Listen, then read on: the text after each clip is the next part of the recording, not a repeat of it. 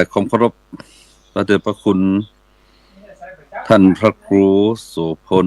ปริยัติที่เคารพอย่างสูงแล้วก็ขอเจริญพรญาติโยมสาธุชนแขกผู้มีเกียรติคุณหนุ่มคนสาวคุณต้องคุณแก่บรรดาพ่อแม่พี่น้องทุกท่านทุกคนในท่ามกลางของอากาศหนาวหมอกเหมยเนี่ยกำลังลงมาเสียงปอกปอกแป๊กๆเนาะมันถึงเปิงกับยุคกับสมัยโดยเฉพาะบ้านเฮาที่อยู่ตามบ้านนอกขอบเมืองทั้งหลายเนี่ยเอากับตื่นเจ้ามากะได้หันน้ำหมอกน้ำเหมยตกลงมาเจ้าบ้านก่อไฟดังไฟผิงกันอีกเนาะแล้วก็อันเผาข้าวหลุมข้าวหลามกันมกเผือกมกมันกันเนี่ยมันเป็นวิถีชีวิตของบรรดาพ่อแม่พี่น้องที่อันได้เห็นได้ฮู้กันมาเนี่ยอันนี้ก็โดยเฉพาะในส่วนของทางเหนือของเขาเนี่ยมักจะเป็นจีวันนี้ก็ได้รับการประสานงานจากท่านพระอาจารย์พระครูโสพลว่าพระอาจารย์อันกำบัดติดอย่างกับวันนี้ก็นิมนต์ออกรายการกำเด้อวันนี้ก็เมื่อเจ้านี้ก็ว่างเนาะว่างบ่ได้ไปไหนเพราะปกติถ้าเจ้ามาแล้วก็จะมักจะมีกิจท่านนี่อีกเนาะเพิ่นนิมนต์ไปฟ้องเด้อก็ครับเพิ่นมาทำนั่นทำนี่แต่ว่าวันนี้แปลกครับวันนี้อากาศหนาวคนก็บ่จะออกจากกองไฟกันวันนี้ก็ในช่วงของฤดูหนาวนี่ก็อยากจะบอกเล่ากอซิบกับบรรดาพ่อแม่พี่น้องศรัทธาญาติโยมทั้งหลายตัวเนาะดูแลเรื่องสุขภาพโดยเฉพาะในเรื่องของโรคภัยไข้เจ็บมากับหน้าหนาวเนี่ยมันจะยากคืออันหนึ่งอันเนี่ยเป็นหวัดเป็นไอสองเนี่ยนอกจากเป็นหวัดไอเนี่ยมันจังอันยากคือเกิดนี่ก็ปวดแข้งปวดขาย่างเตียวไปมาบ่ค่อยสะดวกอีกเนาะแล้วก็แห่งประการหนึ่งการเลี้ยงเข้าปากอาหารต่างๆนานาเนี่ยมันบ่ค่อยล้ำเหมือนกับฤดูอื่นน่ะหน้าหนาวเนี่ยมันจะตีนมือสมาร์ทปากจะเคี้ยวจะกินมันก็ขยากน้อยนึงอันนี้ก็ต้องฝึกฝนจนเกิดทักษะโดยเฉพาะการดูแลเรื่องสุขภาพร่างกายในประเด็นสำคัญโดยเฉพาะผู้สูงอายุเนาะโยมพ่อโยมแม่ทั้งหลายผู้สูงอายุจะได้กับอันถ้าประจำเป็นกับบดีออกไปเผชิญกับอันอากาศที่มันหนาวเหน็บนักเกินไปเนี่ยเพราะผู้สูงอายุนี่มันบ่เหมือนคนที่เปิ้นอันอายุหนุ่มอายุน้อยเด็กแต่อ่อนนี่แล้วเด็กแต่อ่อนเนี่ยมันวิ่งมันหล่นมันแล่นตามกลางสนามออกกำลังกายมันก็พอที่จะเอาชนะความเหน็บหนาวได้แต่ว่าผู้สูงอายุเนี่ยถ้าหากจะไปวิ่งไปแล่นเนี่ยกระดูกก็เริ่มเปาะเริ่มพอยละเกิดจะเป็นลมเป็นตานี่บ่คุ้มก็ต้องระมัดระวังตัวแห่งประการหนึ่งก็ฤดูหนาวเนี่ยเพื่อการวอร์มสุขภาพร่างกายเขาน้ำอุ่นโดยเฉพาะน้ำอุ่นถ้าหากว่ามีสมุนไพรใกล้ตัวเข้าไปใส่เงี้ยแล้วก็จิบวันละเล็กวันละน้อยเนี่ยมันถึงยาฮืออันหาวขับลมออกจากทวารทั้งหลายยาฮืออันคนเจ็บหลังเจ็บแอวปวดเมื่อยเนี่ยมันก็จะหายไประบายคลายจากโรคเหล่านี้ได้เนาะเบื้องต้นสมุนไพรเบื้องต้นเนี่ยอยากจะแนะนำโยมพ่อโยมแม่ทั้งหลายที่อันหากว่าท่านอันเป็นกัดเสียบปวดหลังปวดแอวเจ็บแข้งเจ็บขากับเบื้องต้นก็ง่ายๆเนาะคืออันเอาจักไข่สัก3หัว แล้วก็ปูเลยสัก3แว่นจักไข่3หัวปูเลย3แว่นเอาไปใส่ในหม้อแล้วใส่ใบมะกรูดสัก3ใบใส่ในหม้อ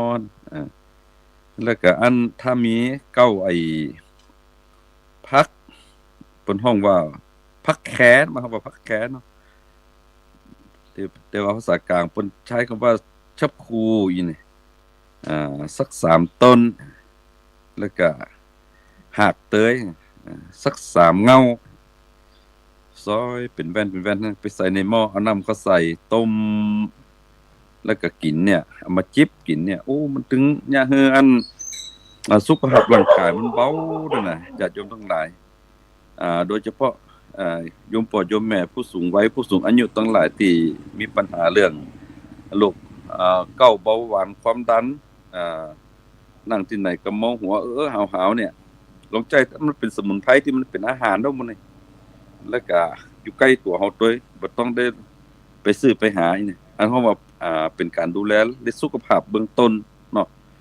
การดูแลสุขภาพเบื้องต้นเป็นเรื่องที่สำคัญก็ถ้าเฮาเนี่ยก่อนที่ถึงมือหมอเฮาต้องดูแลตัวเฮาก่อนเมื่อเฮาดูแลตัวเฮาได้แล้วมันจะยังมันปลดมันคลายจากปัญหาที่มันสุขภาพที่มีต่อสุขภาพนี่อันนี้ก็ฝากกับคุณจากคุณโยมตัวบรรดาญาติโยมทั้งหลายวันนี้ก็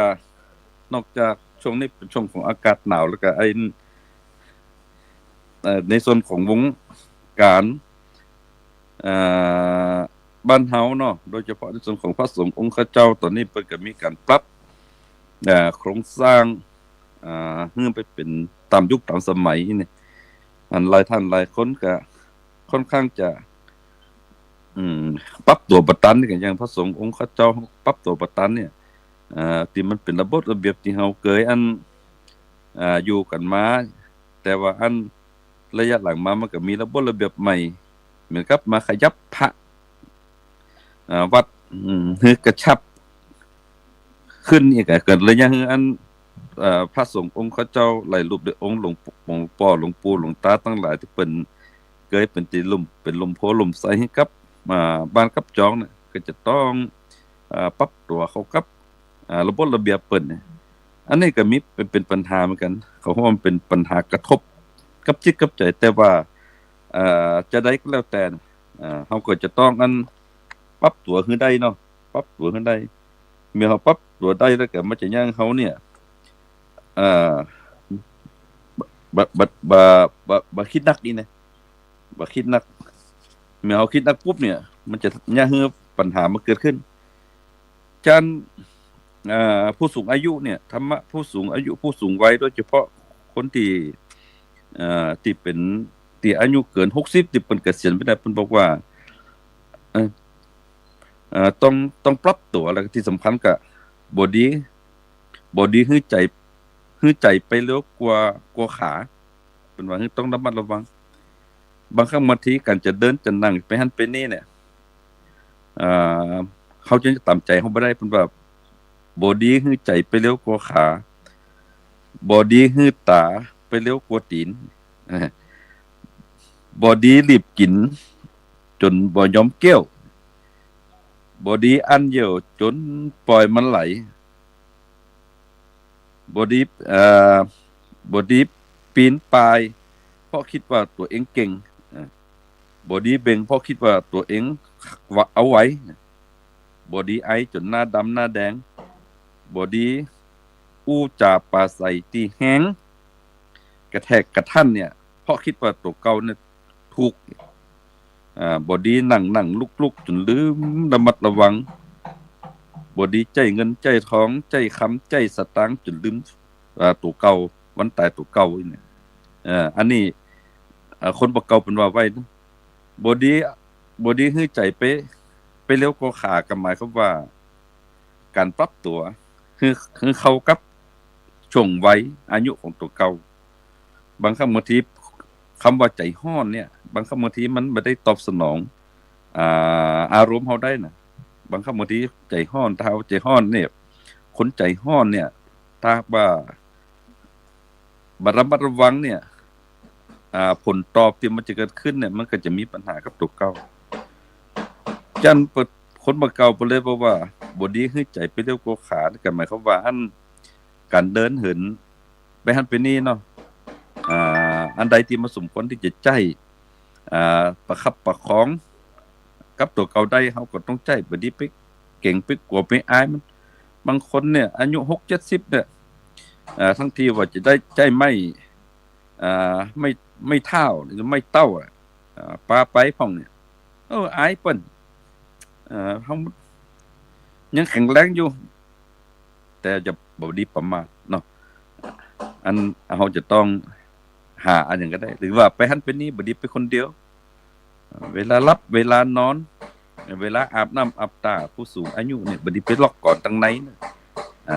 เข้าห้องน้ำห้องตาก็ต้องไปล็อกก่อนก็กลัวเขามาเปิดประตูป้าใส่เขาอาจจะใจกำอันหยังก็ได้ที่ขณะที่เฮาอาบน้ำอาบตาหรือว่าทำภารกิจของเฮาเนี่ยอาจจะเป็นเรื่องของการกระแอมกระไอก็หรือจะซ้อจะจ้อยมันก็ได้เนาะจะซ้อจะจ้อยอย่างอีกก็ได้เป็นสัญญาณให้คนว่าคนนึกฮู้ได้หันว่าในห้องนี้ยังมีคนอยู่เนี่ยอันนี้เนาะ2เนี่ยบ่ดีตาไปเลี้ยวกดตีนบ่ดีเอาตาไปเลี้ยวกดตีนนี่ก็หมายความว่าตาไปเลี้ยวกดตีนนี่ก็บางครั้งบางทีเนี่ยหันหยังเนี่ยบ่ดีตอบบ่ดีคิดว่าตัวเองไปได้เฮาต้องอันตากับตีนมันต้องไปพร้อมๆกันถ้าเอาตาไปก่อนตีนเนี่ยโอกาสที่จะสะดุดพุดปลายแล้วก็จะต้าวจะล้มจะต้าวนี่มันมีสูงมันมีโอกาสจะอันบรรดาโยมพ่อโยมแม่ทั้งหลายก็คือระมัดระวังเนาะเวลาฮู้เวลาหันพออย่างที่มันผิดหูผิดตาเนี่ยบ่ควรที่จะพลั้งพลูแพร่งพรายกระโดดโลดเต้นเข้าไปหาอีนี่เพิ่นว่าเฮาต้องอยู่ท่ามกลางของความระมัดระวังประการที่3บ่ได้รีบกินจนบ่ยอมเกี้ยวกินฟุๆฟ้ามๆเนาะถ้าเป็นไปได้เนี่ยผู้สูงวัยเนี่ยอาหารอ่อนเนี่ย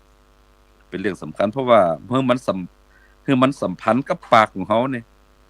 เมื่อก่อนแล้วอาจจะตอนอายุบ่นักนี่มันอาจจะยะหยังก็ได้ยกตัวอย่างเช่นจะครบจะกินเนี่ยพอเคี้ยวเต็มปากแล้วแต่พอดีเมื่ออายุนักขึ้นเนี่ยเคี้ยวที่เคยเคี้ยวเคยกินแบบทะลุทะลวงเนี่ยเคยกินของที่ชอบแต่ว่าเมื่อเฮาแก่แล้วมันเริ่มลดล่วงไปตามกฎเกณฑ์ของสังขารเนี่ยมันการเปลี่ยนแปลงเป็นเรื่องธรรมดานี่มันจะยะคือถ้าว่าเฮาบ่ระมัดระวังเนาะการคบกันกินเนี่ยมันก็จะมีผลต่อสุขภาพร่างกายโดยเฉพาะสุขภาพร่างกายเป็นเรื่องสำคัญญาติโยมทั้งหลายเป็นเรื่องสำคัญสุขภาพดีไม่มีขายถ้าอยากได้เขาจะต้องดูแลรักษาตัวเองเนี่ยดูแลรักษาตัวเองแล้วก็การจะคบจะกินนี่ก็คือระมัดระวังเนาะ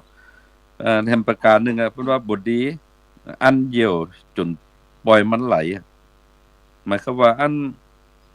คนเฒ่าอายุ6-70เนี่ยเกิน6-70เลยมันจะมีปัญหาอย่างนึงก็คือลุกมื้อค่ำมื้อคืนนี่เนาะเฮาบ่ได้ไปกั้นไปอั้นมันถ้าไปกั้นไปอั้นน่ะมันจะมีผลต่อเรื่องของสุขภาพร่างกายของเฮาโดยเฉพาะการอั้นเหี่ยวมันจะเฮาจะต้องโดยเฉพาะในส่วนของห้องนอนเนี่ยถ้ามันสามารถที่จะให้ลูกให้หลานได้แปลงห้องน้ำห้องตาอยู่ใกล้ห้องรับที่นอนได้ก็จะเป็นดีเพราะการเข้าๆออกมันก็จะได้สะดวกขึ้นประการ1ประการที่2เนี่ยเวลาที่เราจะเข้าห้องน้ำห้องตาเนี่ยมันก็จะได้บ่ต้องอุดต้องอั้นไว้นี่เนาะมันจะมีผลต่อสุขภาพเราด้วยนะครับ ประการหนึ่งก็อ่าธรรมะสำหรับผู้สูงวัยคือบดีปีนป่ายไต่เตี้ยวเนาะเพราะคิดว่าตัวเองเก่งหลายคู่หลายคนมักจะเอาตาไปพอในคลิปก็ดีในโทรศัพท์ในอย่างเนี้ยเอาในคลิปที่เปิ้นจังหันคนเปิ้นปีนป่ายเนี่ยนั่นทำนี่บางทีใจตัวเองก็ไปกับสิ่งที่ตาหันนี่เนี่ยและก็ขยันเป็นเปิ้นแต่เฮาลืมไปว่าอันทักษะในการอันดำเนินชีวิตจ้ะน่ะในการกระทำนั่นน่ะเฮามันอาจจะลดหย่อนผ่อนไปตามไว้ตามสังกัดของเฮาย่านเฮาบ่ดีเอาเปิ้นทำเป็นตัวอย่างมันทำเป็นกับเปิ้นเฮาต้องพอตัวเฮาอีกก่อนการปีนการไปขึ้นตีติไต่ไปตามตีสูงที่มันอันโอกาสที่จะพลาดจะพังได้เนี่ยอันนี้ก็ต้องระมัดระวังตัวยกตัวอย่างเช่นการหลับการนอนเนี่ยหมอเพิ่นมักจะคือคำแนะนำว่าเวลาตื่นนอนเนี่ยผู้สูงวัยเนาะบ่ดีพะเลิดเพิดพรั่งลุกขึ้นคนเดียวเนี่ยเพิ่นบอกว่าถ้าลุกมาแล้วคือนั่งขอบเตียงกันเอาตีนย่อนไว้สักกำหนึ่งอย่างน้อยๆก็หายใจเข้าลึกๆหายใจออกยาวสักนาที2นาทีเนี่ยก็จะย่าคืออันเฮาปรับตัวเข้ากับสภาพร่างกายเฮาได้เพิ่นว่าเฮาก่อยเอาไปทำภาระธุระจำเป็นของเฮาตัวเนาะประการที่1น่ะบ่ดีเบ่งเพราะคิดว่าตัวเองไหวเอาอยู่เนี่ยได้อยู่กินได้อยู่ไปได้อยู่เนี่ยเฮาต้องระมัดระวังนะบ่ดีคิดว่าตัวเองเอาไหวเนี่ยไหวทำไหวเฮาจะต้องพอว่าอันเมื่อ50ปีที่แล้ว60ปีที่แล้วกับวันนี้น่ะหลายเรื่องหลายราวหลายประการมันอาจจะเสื่อมมันอาจจะโทรมอาจจะสุดไปมันคงเป็นไปบ่ได้ตามที่เฮาได้อันได้คิดไว้ตามขึ้นเฮาจันบรรดาพ่อแม่พี่น้องโดยเฉพาะผู้สูงวัยทั้งหลายก็ควรจะต้องระมัดระวังเรื่องของสุขภาพร่างกายด้วยบ่ได้คิดว่าสมัยนั้นเฮาก็เนี่ยได้สมัยนี้เฮาก็ได้ทำได้แต่ว่านั้นมันเป็นสมัยนั้นมันบ่แม่นสมัยนี้เนาะที่สำคัญอย่างหนึงก็เวลาจะจามจะไอเพิ่นว่าบ่ดีเบ่งจนหน้าดำหน้าแดงบางคนบางทีมันจะยากให้เฮาเนี่ยหายใจบ่ทันไม่หายใจบ่ทันก็จะมีปัญหามีหลายกรณีหลายตัวอย่างที่เคยหันมาคนเฒ่าแก่เป็นไอแล้วลวดไปไอเนี่ยบ่ยอมกลับคือคนสมัยก่อนเพราะว่าไอดันไอดันถ้าเป็นเด็กละอ่อนเนาะถ้าเป็นเด็กละอ่อนไอดันไอแล้วก็คนเฮาว่าไอแล้วไอการจะกลับมาเนี่ยอันนี้มันจะใช้เวลาน้อยนึงอีแหน่ไอ้ด้านยังเฮาตกอกตกใจคนมาเก่าเพิ่นมีวิธีมียาสูบมีสมุนไพรอยู่ต้นนึงเพิ่นเฮาว่ากล้วยดันเนาะกล้วยดันก็คือกล้วยเก่าน้อยๆที่เพิ่นปลูกเป็นกล้วยประดับมันนั่นนี่มันจะดันไปกล้วยเพิ่นว่าฮือใจกล้วยไปเอาหากกล้วยดันเนี่ยกล้วยดันเนี่ยสัก3หากล้างน้ำให้สะอาดมาต้มให้ละอ่อนกินบ่พอมาทุบหัวซอยหน้า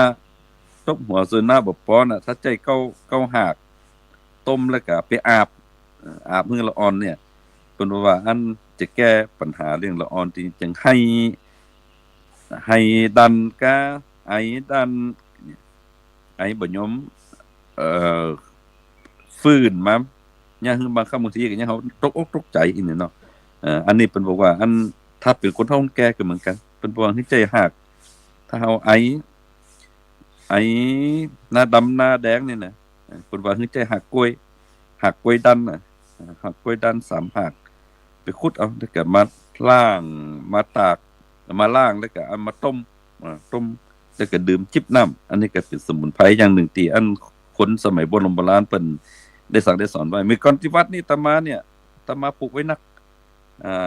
เพราะว่าสมัยก่อนเฮา มันสมัยตอนที่เฮาเป็นละอ่อนเนี่ยเป็นพระเน้นเถนน้อยอ่ะยังบ่มีอันความเจริญในเรื่องของการดูแลเรื่องสุขภาพเมื่อเฮาบ่มีความเจริญเรื่องสุขภาพเนี่ยหมอก็อยู่ไกลนี่